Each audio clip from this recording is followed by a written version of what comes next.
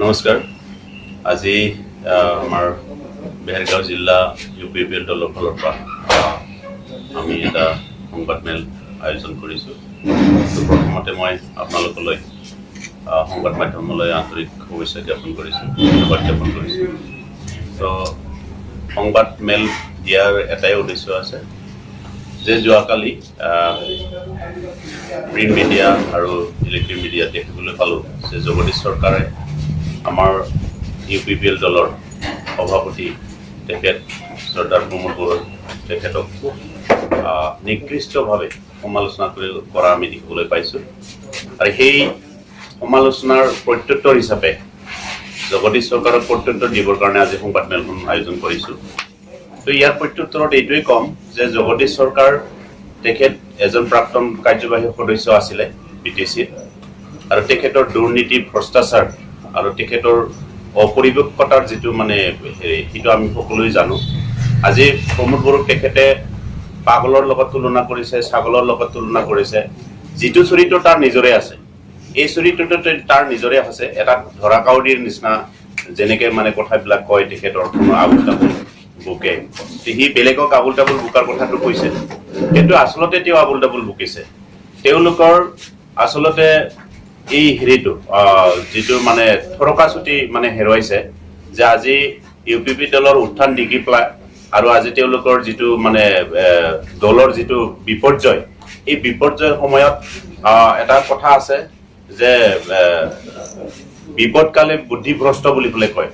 এই বস্তুটো তেওঁলোকৰ হাতত হৈছে, মানে তেওঁলোকৰ মানে কাৰ্যক্ষেত্ৰত আমি দেখিবলৈ পাইছোঁ যে যা তা কথাবিলাক কৈ পেলাই নিকৃষ্টভাৱে মানুহ এজনক কমিউনেল এটা কথা লৈ পেলাই তেওঁ যি মানে ভাষণ দিছে, তাৰ বিৰুদ্ধে আমি আইনগত ব্যৱস্থা তেওঁৰ ওচৰত ল'ম। এইটো আৰু অতি সোনকালে তেওঁৰ ওচৰত আইনগত ব্যৱস্থা ল'ম। আমি চৰকাৰক আহ্বান জনাম যে এজন মানে প্ৰতিনিধিয়ে, জনপ্ৰতিনিধিয়ে কেনেকৈ ইমান নিকৃষ্টভাৱে কমিউনেল কথাবিলাক কৈ পেলাই আমাৰ মাজত বিভ্ৰান্তি সৃষ্টি কৰিব বিচাৰিছে। মানুহ মাৰা কটাৰ কথা কৈছে, মানুহৰ মাটি কাঢ়ি নিয়াৰ কথা কৈছে। তো এনেকুৱা অমূলক মানে অসাংবিধানিক কিছুমান মানে কমিউনেল কথা কৈ, সাম্প্ৰদায়িক কথা কৈ পেলাই মানুহৰ মাজত বিভ্ৰান্ত গিৰি সৃষ্টি কৰিব বিচাৰে। তাৰ বিৰুদ্ধে আমি প্ৰতিবাদ জনাইছোঁ আৰু ইয়াত আমি আইনগত তেওঁৰ ওপৰত ব্যৱস্থা ল'ম। মই চৰকাৰক আহ্বান জনাম যে তেখেতৰ ওপৰত বিশেষ ব্যৱস্থা ল'ব লাগে। পুলিচ প্ৰশাসনেও বিশেষ ব্যৱস্থা ল'ব লাগে, আইনেও তেখেতৰ বিশেষ ব্যৱস্থা ল'ব লাগে, চৰকাৰেও বিশেষ ব্যৱস্থা ল'ব লাগে। কাৰণ আমাৰ মাজত ঐক্য, শান্তি, সম্প্ৰীতি বিনষ্ট কৰিবৰ কাৰণে যিখিনি মানে মানে কি সাম্প্ৰদায়িক যি মন্তব্য কৰিছে, তাৰ বিৰুদ্ধে আমি তীব্ৰ প্ৰতিবাদ কৰিছোঁ। আৰু প্ৰমোদ বড়ো তেখেতক যি নিকৃষ্টভাৱে তেওঁ সমালোচনা কৰিছে, তাৰ প্ৰত্যুত্তৰত আমি এটাই ক'ম যে তাৰ যিটো চৰিত্ৰ, তাৰ যিটো পাগলৰ দৰে চৰিত্ৰ, এই চৰিত্ৰটো আনক মানে ঠিলাব বিচাৰিছে। আজি জগদীশ চৰকাৰৰ যিটো দুৰ্নীতি, ভ্ৰষ্টাচাৰ আমি সকলোৱে জানো। মানে তেওঁ যিখিনি মানে অবৈধভাৱে মানে এপইণ্টমেণ্ট দিছিলে লাখ লাখ টকা লৈ পেলাই, আৰু সেই লাখ লাখ টকা লৈ পেলাই অবৈধ এপইণ্টমেণ্ট দিয়াটো সিদিনাখন মানে কেছ কৰি পেলাই তাৰ চাকৰিখিনি মানে গুচি গ'ল। আৰু তাৰোপৰি এতিয়া আচলতে চৰকাৰে যদি তেওঁলোকৰ লগত এলায়েন্সত নাথাকিলেহেঁতেন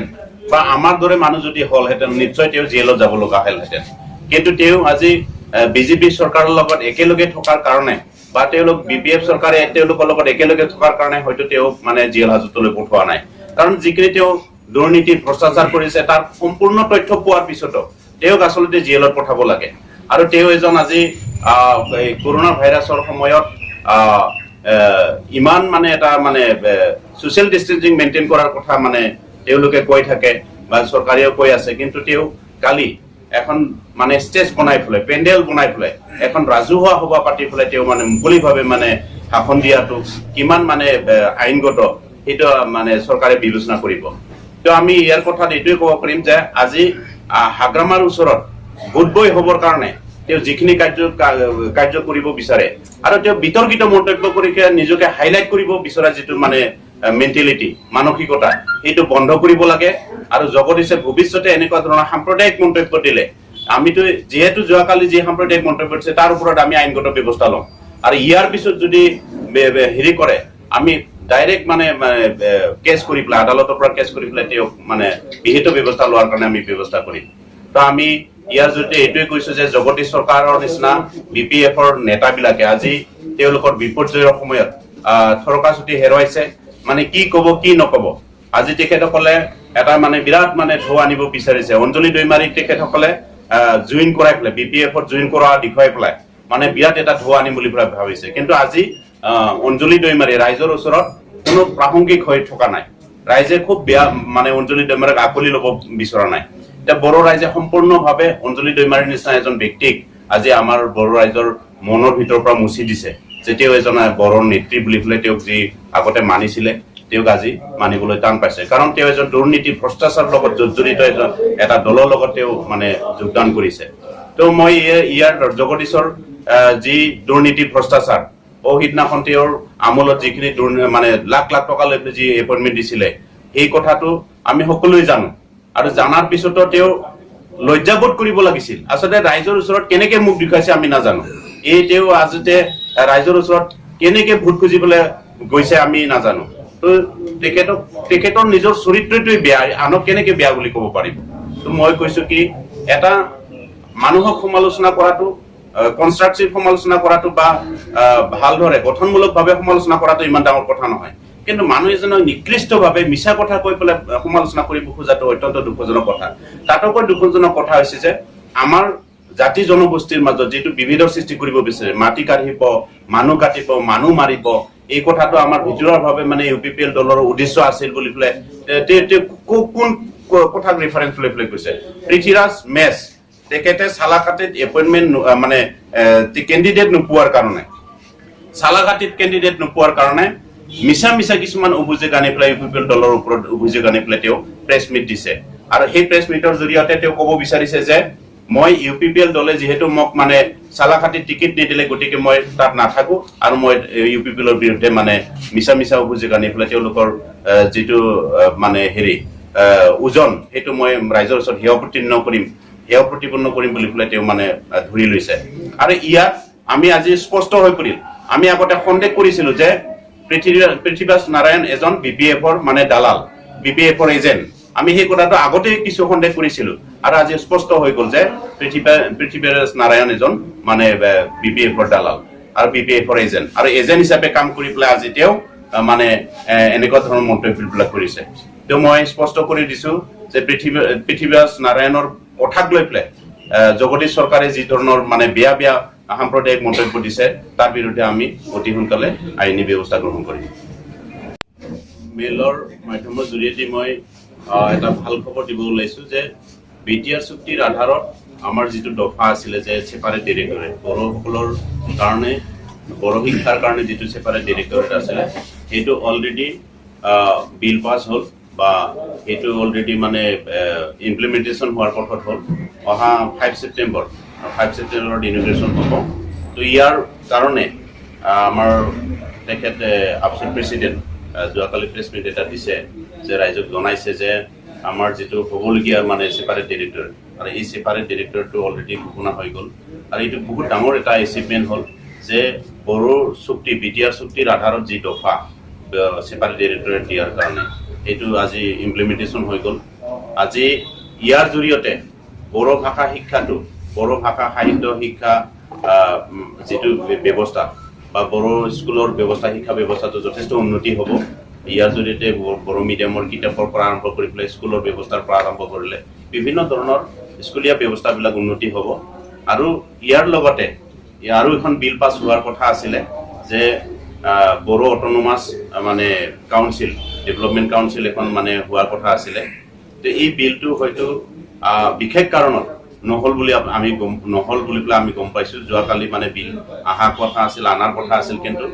আমাৰ WBT মিনিষ্টাৰ চন্দন ব্ৰহ্মৰ হস্তক্ষেপত এই বস্তুটো হৈ নুঠিলে এই কাৰণে হৈ নুঠিলে যে তেওঁলোকে এটা কাম কৰিব বিচাৰিছিল যিহেতু BTR চুক্তিখনত BPF-ৰ নেতাবিলাকে কৈ আহিছে যে BTR চুক্তিখন এখন মানে সাধাৰণ এখন দলিল ইয়াত একো নাই বুলি তেওঁলোকে ক'ব বিচাৰিছে কিন্তু সেইটো ফ্লপ কৰিবৰ কাৰণে BTR খনৰ চুক্তিৰ আধাৰবিলাক ফ্লপ কৰিবৰ কাৰণে দফাবিলাক ফ্লপ কৰিবৰ কাৰণে তেওঁলোকে কি কৰিছিলে যে আমাৰ যিহেতু গাঁও কৰ্তন আৰু গাঁও অন্তৰ্ভুক্ত সীমা অন্তৰ্ভুক্ত বা মানে সীমা বঢ়োৱাৰ যিটো কথা আছিলে শোণিতপুৰ এইফালে বিশ্বনাথ চাৰিআলি লখিমপুৰৰ আদায় এই যিখিনি কণ্টিগুৱাছ এৰিয়াত মানে সীমামূৰীয়া অঞ্চলত আমাৰ বড়ো গাঁওবিলাকক সোমোৱাৰ মানে ইনক্লুড মানে কৰাৰ যিটো দফা আছে তো সেই মৰ্মে এই গাঁওবিলাক যিহেতু বিটিআৰ অঞ্চলত আহিব সেই কথাটো ফ্লপ কৰিবৰ কাৰণে চন্দন ব্ৰহ্মহাটৰ নিচিনা হাগ্ৰামাহাটৰ দলটোৱে মানে এই শোণিতপুৰ আৰু বিশ্বনাথ চাৰিআলিটো বড়ো কছাৰী কাউন্সিলত বড়ো কছাৰী অট'নমাছ কাউন্সিলত অন্তৰ্ভুক্ত কৰি পেলাই মানে আমাৰ বিটিআৰৰ যিটো সীমা সেইটো মানে ছুটি কৰিব বিচাৰিছে আৰু সেইকাৰণে এই বস্তুটো যিহেতু অসম গভৰ্ণমেণ্টৰ পৰা স্পষ্ট কৰি দিয়া হ'ল যে এইটো কোনো পধ্যে নহয় এই সীমাটো মানে বিটিআৰত সোমাব বুলি পেলাই যেতিয়া গম পালে তেতিয়া তেওঁলোকে বিলটোকে বন্ধ কৰি ৰাখিলে WBD মিনিষ্টাৰ চন্দন ব্ৰহ্মদেৱে যদি সীমাটো যদি সিমানলৈকে যদি বড়ো কছাৰী অট'নমাছ কাউন্সিলটো শোণিতপুৰ আৰু বিশ্বনাথ চাৰিআলিটো যদি সোমাব পাৰিলেহেঁতেন তেতিয়া চন্দন ব্ৰহ্মই বিলখন আজি যোৱাকালি উত্থাপন কৰিলেহেঁতেন কিন্তু তেওঁলোকে উত্থাপন নকৰিলে এটাই কাৰণত যে তেওঁলোকে ভাবা মতে কামখিনি নহ'লগৈ আৰু সেইকাৰণে যিখিনি বড়ো কছাৰী অট'নমাছ কাউন্সিল উন্নতি হ'ব লাগিছিল বা যিখিনি হ'বলৈ গৈ আছে তাৰ কাৰণে বাজেট চাজেট চব ভৰা হৈছিলে গভৰ্ণমেণ্টে সকলোখিনি ব্যৱস্থা কৰি ৰাখিছে মানে আজি যদি বিলটো আহিল হয় কালিৰ পৰা কাম মানে ইমপ্লিমেণ্টেশ্যন ৰূপায়ণৰ ক্ষেত্ৰত বা কাম কাৰ্যকৰী কৰাৰ ক্ষেত্ৰত তেওঁলোকে কাম ৰেডি আছে অফিচৰ ফালৰ পৰা আৰু ঠিক তদ্ৰূপ আমাৰ যিটো মানে ছেপাৰেট ডিৰেক্টৰেট আছিল এই ছেপাৰেট ডিৰেক্টৰ অফিচিয়েলি মুভমেণ্ট যদি কেতিয়াবাই কৰিলেহেঁতেন BPF গভৰ্ণমেণ্টে তেতিয়া তেওঁলোকে বাধা দি ৰখাৰ কাৰণে বহুত ক্ষেত্ৰত মানে বেগ হৈ গৈছে ইয়াৰ লগতে আৰু এটা কথা ক'ব বিচাৰিছো যে বিটিআৰ চুক্তিখনত একো নাই বুলি পেলাই তেওঁলোকে জাহিৰ কৰি আছে যিহেতু আৰু সেইটো বাস্তৱত পৰিণত কৰিবৰ কাৰণে কিছুমান বিটিআৰ চুক্তিখন ইলেকশ্যনৰ আগমুহূৰ্তত বিশেষকৈ কাউন্সিল ইলেকশ্যনৰ আগমুহূৰ্তত কোনো এটা দফা যাতে ৰূপায়ণ কৰিব নোৱাৰে তাৰ কাৰণে তেওঁলোকে চিফ মিনিষ্টাৰৰ লগত আলোচনা কৰিবলৈ বাধা দি ৰাখিছে আৰু সেই কথাটো যেতিয়া আমাৰ ফালৰ পৰা ছিগনেটৰী সকলৰ পৰা গম পোৱা গ'ল আপচু OBPPO মানে বিভিন্ন ধৰণৰ আমাৰ সংগঠনবিলাকে যেতিয়া গম পালে তেতিয়া অফিচ মুভ কৰিলে আলোচনা কৰিলে তেতিয়া গম পোৱা গ'ল যে তেওঁলোকে বাধা দি ৰাখিছে আৰু সেইটো আলোচনা মৰ্মে আজি ছেপাৰেট ডিৰেক্টৰটো মানে পাছ কৰি লোৱা হ'ল এতিয়া মানে বড়ো কছাৰী অট'নমাছ কাউন্সিলখনো মানে বিলটো পাছ হ'ব লগা আছিল আৰু পাছ হ'লে কামখিনি আৰম্ভ হ'ব লগা আছিল আৰু অফিচাৰবিলাকে স্পষ্ট কৈছে যে আপোনালোকৰ মিনিষ্টাৰবিলাকে আপোনালোকৰ লিডাৰবিলাকে বাধা দি ৰাখে আমি কেনেকৈ কাম কৰিম তো এনেকুৱা কথাবিলাক মানে সিফালৰ পৰা আহিছে তো মই স্পষ্ট কৰি দিব বিচাৰিছোঁ যে NDP সকলৰ যিটো ৰিহেবিলিটেশ্যন মানে পাবলগীয়া যিবিলাক মানে পইচা আছিল তেওঁলোকৰ সেই বস্তুটোকো তেওঁলোকে বন্ধ কৰি ৰাখিছে হাগ্ৰামাৰ কথা হৈছে কি তেওঁলোকক যদি এতিয়া ৰিহেবিলিটেশ্যনটো দিয়া যায় নিশ্চয় পইচা বিচাৰি পেলাই তেওঁলোকৰ সংস্থাপন বিচাৰি পেলাই হাগ্ৰামাৰ ওচৰত কোনো NDPয়ে নাযাব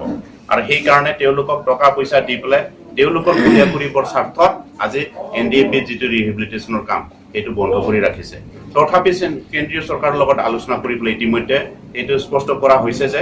ইতিমধ্যে তেওঁলোকে ৰিহেবিলিটেশ্যনটো পাবৰ কাৰণে গৈ আছে আৰু অফিচিয়েল কামখিনি সম্পূৰ্ণ হৈছে অলৰেডি তেওঁলোকৰ পৰা ডকুমেণ্টছবিলাক কালেকশ্যন কৰা হৈছে NDP বিলাকৰ পৰা এটা অলৰেডি মই ইয়াৰ পৰা স্পষ্ট কৰিব বিচাৰিছোঁ তেওঁলোকৰ ভেৰিফিকেশ্যনৰ কাম আৰম্ভ হৈ আছে পুলিচৰ পৰা ভেৰিফিকেশ্যনৰ কাম আৰম্ভ হৈ আছে যাতে আমাৰ যিসকল NDPৰ কেডাৰ আছে যি গোটৰে নহওক তেওঁলোকৰ 4টা গোটৰ NDP কেডাৰসকলক মই অনুৰোধ কৰিম যে আপোনালোকে পুলিচ প্ৰশাসনৰ লগত SP SDPO আৰু OC লগত যোগাযোগ কৰি পেলাই আপোনালোকে ভেৰিফিকেশ্যনবিলাক কৰি লওক নহ'লে BPFৰ নেতাবিলাকে কি কৰি আছে গাঁৱে গাঁৱে গৈ পেলাই যে BPFৰ দ্বাৰাহে এই কামবিলাক হ'ব আৰু আমাৰ থ্ৰুদি নগ'লে আপোনালোকৰ কামবিলাক নহ'ব বুলি তেওঁলোকে ভুৱা প্ৰচাৰ চলাই আছে যাতে তাৰ পৰা আপোনালোকে সাৱধান হয় আৰু মই ইয়াৰ জৰিয়তে আহ্বান জনাম যে সকলোৱে যাতে পুলিচ ভেৰিফিকেশ্যনটো ঠিক কৰি পেলাই যাতে কোনো এজন NDP কেডাৰৰ পাবলগীয়া যিটো মানে ৰিহেবিলিটেশ্যন তাৰ পৰা যাতে ৰৈ নাযায় এইটো মই অনুৰোধ জনাইছোঁ যোৱাকালি আমি প্ৰিণ্ট মিডিয়া ইলেক্ট্ৰনিক মিডিয়াত দেখিবলৈ পাইছোঁ প্ৰাক্তন EM জগদীশ চৰকাৰ ডাঙৰীয়াই কিছু আমাৰ সভাপতিৰ ডাঙৰীয়াৰ এগেইনষ্টে কিছু আবুল তাবুল বকা আমি দেখিবলৈ পাইছোঁ আমি ক'ব বিচাৰিছোঁ বিনাশকালে বিপৰীত বুদ্ধি জগদীশ ডাঙৰীয়াই তেওঁ কেইদিনমান আগত কিছুমান সংগঠনৰ বিষয়ে তেওঁ আবুল তাবুল বকিছিল আকৌ ঠিক এসপ্তাহৰ পিছত তেওঁ আকৌ ক্ষমা বিচাৰৰ নিচিনাও হৈছে ইয়াতে বুজা যায় কোন পাগল আৰু কোন ছাগল ৰাইজে গম পাইছে আৰু তেওঁ কৈছে UPPL চৰকাৰ আহিলে প্ৰমোদ বড়ো ডাঙৰীয়াসকলে মাটি বাৰী কাঢ়ি লৈ যাব কিন্তু আপোনালোকক মই এটা এটা বস্তু ক'ব বিচাৰিছোঁ, তেওঁ 15 বছৰ লেণ্ড এডভাইজৰী কমিটিৰ তেওঁ মেম্বাৰ আছিলে আৰু 15 বছৰ তেওঁ লেণ্ড এডভাইজৰী কমিটিৰ মেম্বাৰ থাকাকালীন BPF চৰকাৰে জেনেৰেল মানুহৰ মাটি ৰেজিষ্ট্ৰেশ্যন কৰি দিয়া নাই। উদাহৰণস্বৰূপ খৈৰাবাৰীৰ ৰাণী পুখুৰী মাতৃ প্ৰতিষ্ঠান নামৰ পুখুৰীটো মাতৃ প্ৰতিষ্ঠানৰ নামত তেওঁলোকে ৰেজিষ্ট্ৰেশ্যন কৰি দিয়া নাই। আৰু কিমান মানুহে আমাৰ জেনেৰেল মানুহে মাটি ৰেজিষ্ট্ৰেশ্যন কৰাৰ কাৰণে BPF চৰকাৰৰ তাত হাবুডুবু খাব লগা হৈছিল। সন্মানীয় জগদীশ চৰকাৰ ডাঙৰীয়াই, আপুনি লেণ্ড এডভাইজৰী কমিটিৰ মেম্বাৰ আছিল, আপুনি কিয় মাত এষাৰ দিয়া নাই? এইটোই বুজা যায় কোনে মাটি কাঢ়িছিল আৰু কোনে মাটি ৰেজিষ্ট্ৰেশ্যন কৰি দিয়া নাই। এইটো জগদীশ চৰকাৰ নিজেই জড়িত আছে লেণ্ড এডভাইজৰী কমিটিৰ যেতিয়া মেম্বাৰ আছিল, আৰু তেওঁলোকে কৈছে UPPL আহিলে মাটি বাৰী কাঢ়ি লৈ যাব। এইটোই বুজায় কোন আৰু পাগল কোন ছাগল। নিজেই পাগল ছাগল, এইকাৰণে বেলেগকো পাগল ছাগল বুলি ভাবিছে।